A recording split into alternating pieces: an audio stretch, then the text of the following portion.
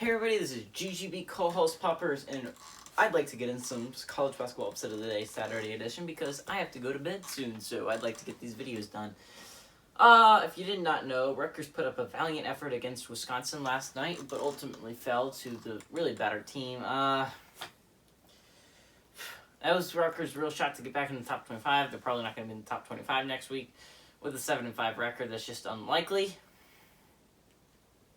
Wisconsin's not likely to fall that far because they did in fact beat Rutgers, even though they did lose pretty handily to Michigan. It shook up the Big Ten a little bit, but other than that, didn't really do too much. But I'm sitting at 2.5 points, so if I get the upset right today, then I get to go with no dare. If I don't get the upset wrong and nothing happens, then I also get to go away without a dare. But if I get upset wrong and there is an upset today, then it's going to come down to Sunday. It's going to be a nail biter to be sure. 11 o'clock, we have number 21 Ohio State, which is sitting at 10-3, traveling to number 14 Illinois, who sits at 9-4. Illinois shoots 41.2% from behind the arc, so there are really some three-point assassins on that basketball team. That leads the Big Ten, if you're wondering. Now, if you're wondering what exactly this would do to a Big Ten. Right now, if you're looking at it, Michigan's at the 1 spot. Iowa's 1 game behind them at 2. Wisconsin's 2 games out of first place. And Wisconsin and Illinois are at the same spot, right? A win by Ohio State and so therefore a loss by Illinois would boost Ohio State to the 4th spot. So they'd be in the 4th place in the Big Ten right now, which would be huge for this Ohio State team. I think it would be a huge win for them if they could end up pulling off the upset today. Illinois is here by 5.5 points in this game. It's on Fox, by the way, if you want to watch it. Now at 12 o'clock, we have number 17 Missouri, which is sitting at 7-2, traveling to Texas A&M. They've been 2 of the biggest surprises of the year, at least in my opinion, in the SEC. These are teams that I don't think any of us really expected to do too much, but they both sit very comfortably in the SEC, although Missouri is not very... They're pretty down the rankings because they're 1-2 in SEC play.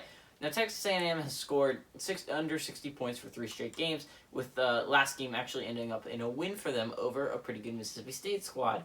So if you look at the SEC rankings and you're wondering, how would this shake up some things if there was an upset? So, if you don't know, Texas A&M is the underdogs in this one. So if Texas A&M were to get the win, they'd have a 3-3 record, right? That would actually move them ahead of Arkansas in the rankings, which would put them in 8th place in the SEC. Now, if they were to lose this game, they'd fall to 2-4 and really stay where they are. They would drop 1 behind Missouri. So this is really... it's the 9 and 10 teams playing, although they both have very good records. Those are both their in-conference, a 2-3 record for Texas A&M in conference, and Missouri a 1-2 record in conference for them. Both not doing very well in conference to start out the year. Now, a win for both these teams would be very helpful. A win for Missouri would boost them above Texas A&M to the 9th spot, and a win Texas A&M upset of Missouri would boost them to the 8th spot ahead of a pretty good Arkansas team. At 1 o'clock, we have number 8 Creighton traveling to Butler. Creighton sits at 10-2 and is it seems like one of the least talked about teams in the top 10, along with Wisconsin. Creighton is actually favored by 9 points in this game because Butler is actually only 3-7 on the year. I know everyone thinks that Butler is a really good basketball team, but this year they're just not. It's on FS1, by the way, if you want to watch it. Creighton is right now shooting a 38.8% from behind the arc, which leads the Big East. So if you were to look at the Big East standings right now, Creighton is sitting at a 6-1 in conference record, right? Unfortunately, Villanova's only played 3 games in conference, and all 3 of those have been wins. So Creighton, if they win this one, it's not going to really affect where they stand in the rankings. But if they were to lose, if Butler was to upset them, it would be pretty good for Butler, raise them to 3-5, and would actually put them ahead of St. John's in the rankings, which puts them at 8th place in the Big East instead of 9th. So it would be nice for the Butler to get a win, and if for Creighton were to lose, which would mean a Butler loss, then they would fall. Creighton would fall to the 3 seed behind UConn. UConn would move into 2nd place in the Big East. So a very big game if you're talking about Big East wise, and if you're a UConn fan, you're really rooting for Butler to pull off this upset here. Seton Hall is actually staying in there, and if Creighton were to lose, they'd have the same record as Seton Hall. But if you don't remember, Seton Hall lost to Creighton, so Creighton holds the tiebreaker. So that's why they would be in the 3 spot instead of Seton Hall. So it would shake up some things in the Big East and really give Villanova some room. So if you're a Villanova fan or a UConn fan, you should be really rooting for Butler today. At 1 o'clock, we have number 7 Michigan on ESPN2 traveling to number 23 Minnesota. Now, both these teams have had some really astounding years. Both were outside the top 25 to start the year. Michigan's really emerged as one of the favorites to win the Big Ten. I'm very much looking forward to watching Iowa play Michigan in a few weeks. But until then, we have a very good game on our hands right here. Michigan sits at 11-0. Minnesota, on the other hand, sits at 10-4. Also a very good basketball team. Minnesota has had a pretty great upset this year when they beat Iowa in overtime. Can they do it again? They've been some giant... If they get this win, they might be known as the Giant Killers, because the Minnesota Golden Gophers has done a great job of beating some pretty good teams this year. So what I'm really interested... Michigan's favored by 5.5 points in this one, and let's see how this would shake up the Big Ten. Now, with the loss to Michigan would unfortunately end their undefeated hopes on the year. But they would keep the 1 seed, because Iowa would sit at 5-1 while they sit at 6-1. So have one more, since they played one more in-conference game and have one more win than Iowa, they would in fact stay in the lead in the Big Ten. Now, on the other hand, a win for Minnesota would be quite a nice feat. Sit at 4-4 record, and if Ohio State was to lose to Illinois and Purdue was to lose to who's Purdue? Penn State on Sunday, then Minnesota could theoretically rise to the 5 spot, actually the 4 spot in the Big Ten. So no, they could rise to the 5 spot behind Michigan, Iowa, Wisconsin, and Illinois, and pass Ohio State and Purdue. So if you're a Minnesota fan while you're watching this game, you're also hoping that the Ohio State-Illinois game works out the way you want, and you become a Penn State fan on Sunday, so you can rise as high as the 5 spot in the Big Ten. Now, we go back to the 3 o'clock games on today. We have number 2 Baylor, who's also hoping for an undefeated season, one of the 3 last undefeated teams. We have number 2 Baylor traveling to number 15 Texas Tech, who's coming off an impressive victory over Texas. Now, Baylor's favored by 4.5 points in this one, and it's supposed to be a close game on ESPN. Now, if we look at the Big 12 standings, a Baylor loss could be they would still retain possession of that 1 seed, but it also would end their hopes for an undefeated season. So if you're a Baylor fan, obviously you don't want that. But a Texas Tech win would put them at 5-2. Also would not do much to the standings. They cannot pass Texas unless Texas loses to Kansas State today. But if Texas was to lose to Kansas State, they'd have the same.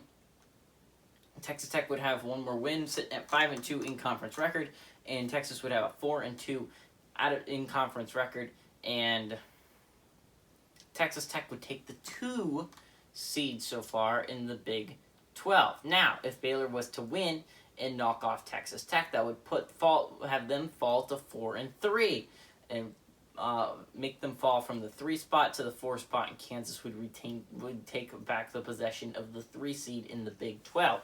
So some crazy stuff can happen today in the Big 12 if some stuff falls the right way.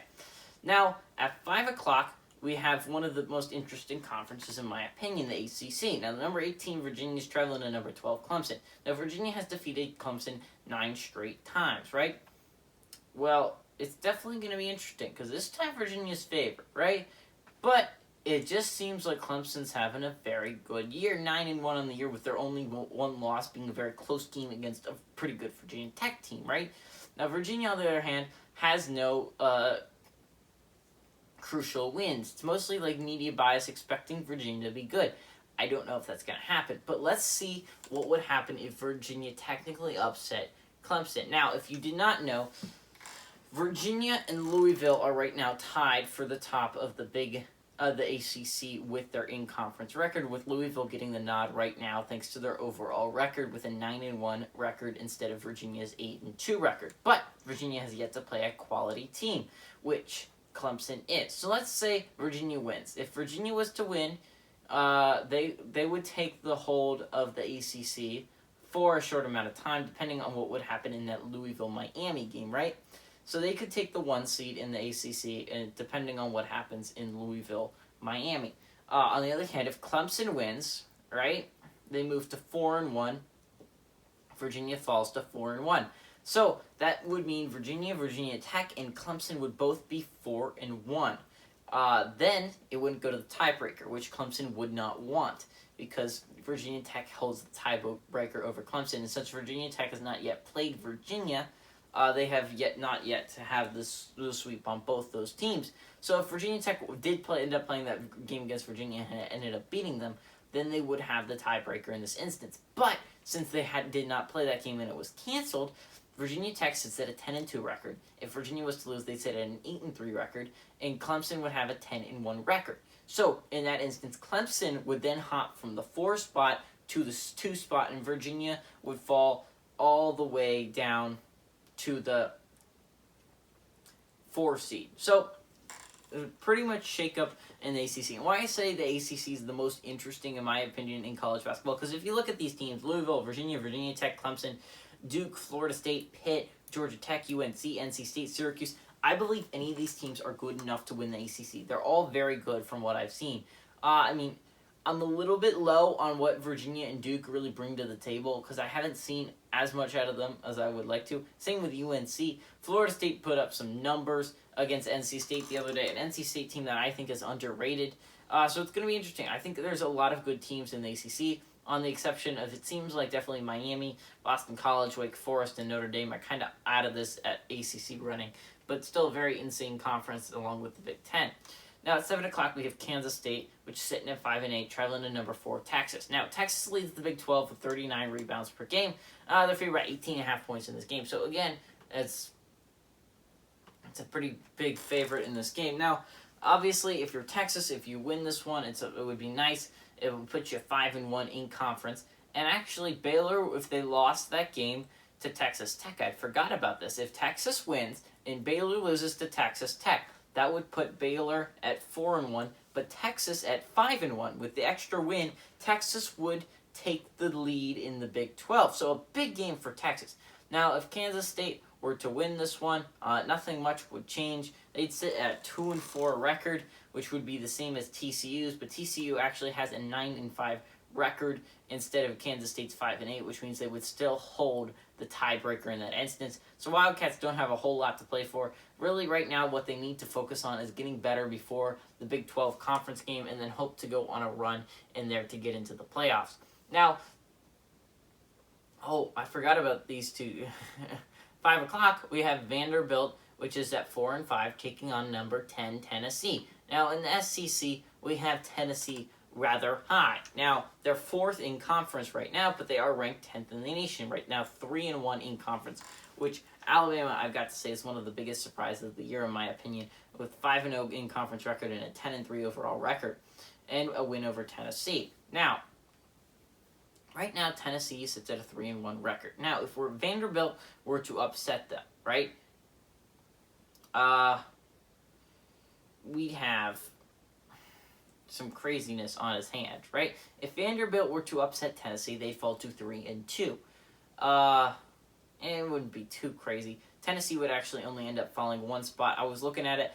Florida and Mississippi State both have 3-2 records. So if the Tennessee were to fall, they'd end up with a 3-2 record, but they'd only end up with a 9-2 record, right? So they would still have a better record than Florida and Mississippi State. So they would only fall behind Kentucky in the rankings instead of Florida and Mississippi State. But also, if you're Tennessee and you really want to keep your playoff, your hopes for an SEC championship alive, you need to win. Kind of need to win this game. This is a must-win game, especially it's Vanderbilt. It's kind of the easiest game you're gonna get. Vandy, on the other hand, is 0-3 in conference. Now, if Vandy were to win this one, that would put them 1-3 in conference, 5-5 overall, and would put them ahead of Auburn, boosting them to a 1-3 in conference. So instead, they would go from second to last to third to last, with the same in-conference record as Ole Miss.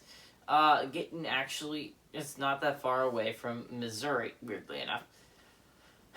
At 7 o'clock, we have number 16 Louisville, which is sitting at 9-1, traveling to Miami at 5-6. Now, I already went over the ACC a little bit with you, but a Louisville loss here and a Virginia win would put them in first place in the ACC. But let's talk about some stuff if stuff happens. If Virginia falls and Louisville falls, right, that would put four different teams at the 4-1 record. Now, then you'd have a 9-2 record, an 8-3 record, a 10-2 record, and a 10-1 record. So, if in that instance, we would have Clemson jump from the 4 spot in the ACC all the way to the 1 spot in the ACC. A really crazy chain of events would have to obviously occur, but that would be pretty insane. And then you would have Virginia Tech take the 2 spot. The Louisville would fall from first place to third place, and Virginia would be in 4th place in the ACC. So if you are a Clemson fan, obviously you want your team to win early, but then you suddenly become a huge Miami Hurricanes fan. By the way, if that happened, Miami Hurricanes would move from 4th to last in the ACC with a 1-5 in conference record to a 2-5 in conference record, which would move them ahead of Syracuse, but not ahead of NC State. So that would be a pretty crazy chain of events that would have to happen for Clemson to get in the lead, but it is technically possible to happen today. Now, I don't really want to go over the WCCC standings because Gonzaga has such a sizable lead over literally everyone. Doesn't really matter. They're playing St. Mary's today. You know that they're longtime rivals. But it's going to be interesting. I think St. Mary's has a chance to keep this game close. They're a pretty good basketball team this year. But I got to say, my upset of the day is going to be at 11 o'clock, the first game of the day. We have number 21 Ohio State traveling to number 14 Illinois. And I know it's not the lowest spread of the day, but I honestly do believe that Clemson's going to beat Virginia, even if Virginia's favored. And I honestly do believe Louisville's a better team than Miami is after Miami just lost by 22 points last time they were out. I have to say, I also am very surprised by what Ohio State has been able to do this year, and I'm a little bit disappointed by what the Illinois' production has been. So it's going to be interesting. I think it's going to be a close game, but I think the Buckeyes is going to pull off the upset. Hey everybody, this is GGB Coles Pepper saying adios amigos, and go Buckeyes.